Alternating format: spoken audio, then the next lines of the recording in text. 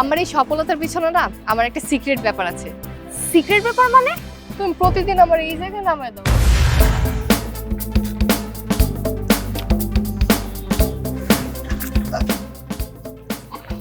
আচ্ছা ঠিক আছে, তুমি যাও। আইসা, তোমার একটা কথা বলি, তুমি প্রতিদিন আমার এই জায়গায় নামায় দাও কেন? এই যে সামনেই তো আমার ভার্সিটি, একটু ভার্সিটির গেটে নিয়ে গেলে কি হয়? তোমার ভার্সিটি তো সামনে, এই যে হেন থেকে দেখা যায়। একটু রাস্তা তুমি হাইটা যাও, আমার তো আবার খ্যাপ মারতে যাইতে হইব। আমি এই জায়গায় সময় নষ্ট না কইরা রিক্সা চালাইলে কয়টা টাকা ইনকাম হইব। আমি বলি কি, তুমি না আজকে আমার সাথে চলো, ভার্সিটির গেটের সামনে নামায় দিবা, আমার ক্লাসের ক্লাসমেট, আমার ফ্রেন্ড সার্কেল সবার সাথে তোমার পরিচয় করে দিব।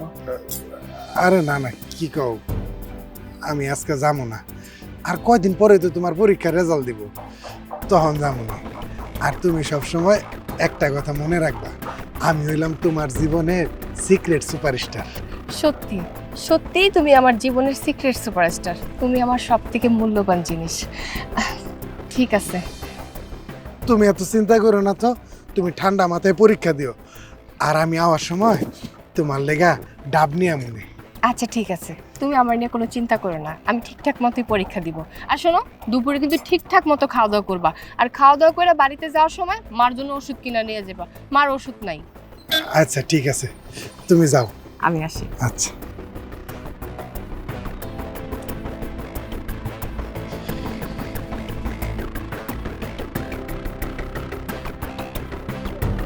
আমি না একটা বিষয় বুঝতেছি না, বুঝছো? ও সারা বছর চুপচাপ থাইকা ফার্স্ট হয়ে গেল। ওইটা আমিও চিন্তা করতেছি রে। আচ্ছা, তোর সিক্রেটটা কি বলতো? দোস্ত, তুই একদম ঠিক ধরছস। আমার এই সফলতার পিছনে না আমার একটা সিক্রেট ব্যাপার আছে। সিক্রেট ব্যাপার মানে? আচ্ছা বলতো সিক্রেটটা কি? সিক্রেটটা কি বলবো মানে, সিক্রেট না, বলতে পারো যে সিক্রেট সুপারস্টার আছে। তার মানে তুই বলতেছিস তোর এই সাকসেসের পিছনে কোনো মানুষের হাত আছে? আসলে আমার এই সফলতার পিছনে একজন মহান ব্যক্তির হাত আছে। আরে বাদ দে, হয়তোবা ওর বাবা মা। না দোস্ত, তুই একদম ঠিক বলছিস। প্রত্যেকটা মানুষেরই সফলতার পিছনে তার বাবা মার হাত থাকে, কিন্তু আমার সাফল্যের পিছনে আমার বাবা মার হাত নেই। হ্যাঁ, আমার বাবা মা আমাকে অনেক হেল্প করছে, তাছাড়াও আমার এই সফলতার পিছনে একজন মহান ব্যক্তির হাত আছে। দোস্ত, এত ভনিতা না কইরা বলতো সে কে? আমার হাজবেন্ড। হোয়াট? তুই ম্যারিড? হ্যাঁ, আমি ম্যারিড। তো কোনোদিন তো তোর হাজবেন্ডের সাথে পরিচয় করায় দিলি না। ওই তো ও চলে আসছে। আসসালামু আলাইকুম। ওয়ালাইকুম আসসালাম। কি রে মামা, এটা যদি পুরো কার্টুনের মতো লাগতেছে। আর দেখছিস, মানে জামা কাপড় থেকে একটা বাজে দুর্গন্ধ আসতেছে, মনে হইতেছে কোনো খ্যাপ থেকে উঠে আসছে। তা ব্রো, কি করেন আপনি? কি ব্যবসা করেন? ভাইয়া আসলে আমি, আরে ব্রো, এত আমতা আমতা করে লাভ আছে? নিজের বিজনেসের কথা নিজে বলতে পারতেছেন না। আরে তুইও না। আর ওনাকে দেখে তো মনে হচ্ছে না যে কোনো ব্যবসা করতে পারবে। আদৌ কিছু করে কিনা সেটাই সন্দেহ হচ্ছে আমার। উফ হৃদয়, অনেক হয়েছে। আমার হাজবেন্ড রিক্সা চালায়। হোয়াট? তুই একটা রিক্সাওয়ালার ওয়াইফ? আর আমরা তো মনে করছি তুই কত বড় লোক ফ্যামিলির মেয়ে। ছি। দোস্ত, আমার না ভাবতে গিল লাগতেছে যে একটা রিক্সাওয়ালা বউয়ের সাথে আমরা এতদিন ছিলাম। হালিমা, আমি তাহলে যাই, তুমি চলে আইসো। দাঁড়াও, তুমি কি ভাবছো আমি কিছু বুঝি না?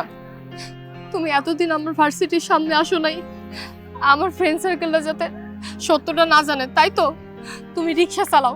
এটা যদি আমার ফ্রেন্ড সার্কেল জানে তাহলে আমার সাথে মজা নিব, এই যে এইভাবে আমার অপমান করব। শোনো, তুমি আমার স্বামী, তুমি আমার কাছে সবকিছু, তোমার সম্মান আমার কাছে অনেক ইম্পর্টেন্ট। আজকে যে আমি এই পর্যায়ে আসছি শুধুমাত্র তোমার জন্য। আরে তোরা যে আমার ফ্রেন্ড না, তোর একটা ফ্রেন্ড বলতো আমার না জাস্ট ঘৃণা লাগতেছে, লজ্জা লাগতেছে। যখন শুনলি যে আমার হাজবেন্ড একজন রিক্সা চালক, তখন তোদের খুব ভালো লাগতেছে, তাই না? খুব বাজে বাজে কথা শোনাইতেছিস। তোরা কেমন ফ্রেন্ড? হ্যাঁ, ফ্রেন্ড হয়ে আরেকজন ফ্রেন্ডের সাথে মজা নেস, উল্টাপাল্টা কথা বলস। সেই তখন থেকে আমার হাজবেন্ডকে বাজে বাজে কথা বলতেছিস, রিক্সাওয়ালা বলতেছিস, গা থেকে গন্ধ আসতেছে। মানে আমি বুঝি না তোরা কিভাবে এই ধরনের কথা বলতে পারোস? মানুষ হয়ে কিভাবে মানুষরা ছোট করতে পারোস? তোদের তো বাবা মা শিক্ষা দীক্ষা দিচ্ছে, তোরা না শিক্ষায় শিক্ষিত হইতে পারোস নাই, অমানুষ হইছস। এই যে এই মানুষটারে দেখতেছিস না, এই মানুষটা আমার জন্য কি করছে তোরা জানোস? তোদের কোনো আইডিয়া নেই। এই মানুষটা সারাদিন পরিশ্রম করে রিক্সা চালায়, মাথার ঘাম পায়ে ফালায়, উপার্জন করে আমাকে এই দামি ইউনিভার্সিটিতে পড়াশোনা করাইছে। এই যে এই মানুষটা, তার বাড়িতে অসুস্থ মা পড়ে আছে, মায়ের চিকিৎসার জন্য অনেক টাকা লাগবে, তারপরও সে আমাকে পড়াশোনা করার জন্য দিনের পর দিন পরিশ্রম করে যাচ্ছে, শুধুমাত্র আমার স্বপ্ন পূরণ করার জন্য। কারণ আমি একজন শিক্ষিত মেয়ে, আমি চেয়েছি যে গ্র্যাজুয়েশন কমপ্লিট করতে, আর ও আমাকে সাহায্য করছে, আমাকে ভালোবেসে আমার পাশে দাঁড়াইছে। তোদের মতো না ও অশিক্ষিত না, তোরা না শিক্ষিত হয়ে অশিক্ষিত, আর ও পড়াশোনা না করে শিক্ষিত। ওই যে বললাম না সিক্রেট সুপারস্টার, হ্যাঁ ও আমার সিক্রেট সুপারস্টার, ও আমার ভালোবাসা, ও আমার সবকিছু। স্টপ মামা, জীবনটা না মোটিভেশন না, বুঝছিস? তুই থাক তোর সিক্রেট সুপারস্টার রিক্সাওয়ালাকে নিয়ে, আমরা যাই। দাঁড়া, অনেক বলছিস, তোদের কথা না অনেক শুনছি, এবার আমার কথাটাও একটু শোন। এই যে তোরা যে আবার ফ্রেন্ড সার্কেল, তোরা আমার সাথে কি সম্পর্ক রাখবি না? আমি তোদের সাথে সম্পর্ক রাখবো না, আজকে থেকে ভুলে যাবো যে তোরা আমার ফ্রেন্ড ছিলি। এই তোদের কি যোগ্যতা আছে আমার ফ্রেন্ড সার্কেল হওয়ার? হ্যাঁ, তোরা তো এত বড়লোকের ছেলে মেয়ে হয়ে এই পর্যন্ত আসতে পারোস না, টপার হইতে পারোস না, আর আমি একজন রিক্সাওয়ালার বউ হয়ে আজকে ফার্স্ট হয়েছে আর টপার হয়েছে। শোন, তোদের মতো ছেলে মেয়েদের সাথে না আমি কোনো ফ্রেন্ডশিপ রাখবো না, যা এখান থেকে, চল তো। শোনো, তুমি না মন খারাপ করো না, আমার কাছে সব থেকে মূল্যবান মানুষ হচ্ছে তুমি, তুমি আমার কাছে অনেক ইম্পর্টেন্ট। আজকে এই খুশির দিনে আর মন খারাপ না করে থাকি, চলো মায়ের কাছে যাই, মিষ্টি নিয়ে মাকে বলি যে মা আমি ফার্স্ট হয়েছি। চলো।